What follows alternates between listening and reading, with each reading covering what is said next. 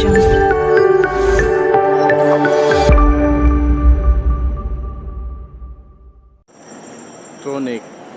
Imaging. Papay di picture si Ate Sai dito. Okay.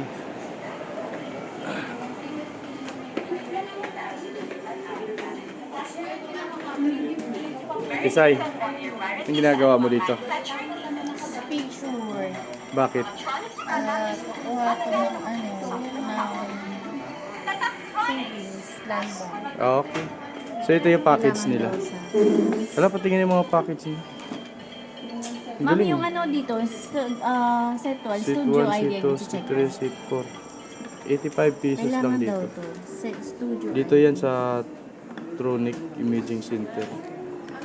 Ang galing. Kailangan Mura yata lang ng dito. laser. Kailangan blazer. Ang Hindi. hirap na lang ako dito.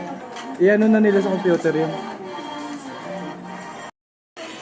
Landmark, set 1. Oo. Seat 1.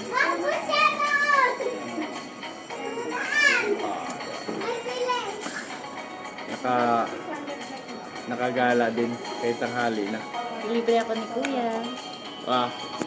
Libre ng Tronic yan. Ay, yung mga wapo-wapa nakawala sa halwa. Diba? Wala siya dito. Wala siya dito.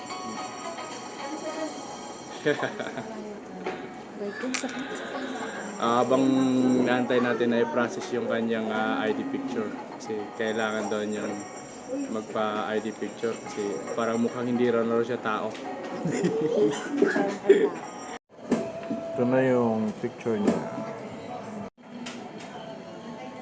Ayan na, yung ID picture ni Ate Sai.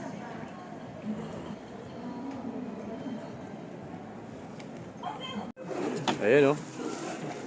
Ang ganda ng... Yan, okay na yung gamit. Ano tawag niyan? Ano tawag niyan? Ano ito? Ha? Luggage. So, luggage. Ayan, oh. Ayan. Di ba kami? Ganda ng luggage mo, Ate Sai, ah.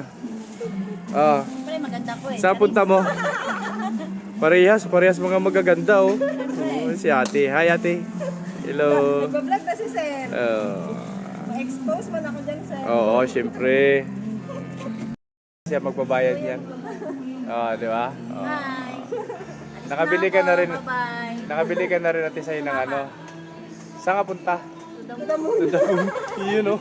Sama ako, to the moon. Talagang kita dito. Yun, oh. Hindi ako magkasya niyan.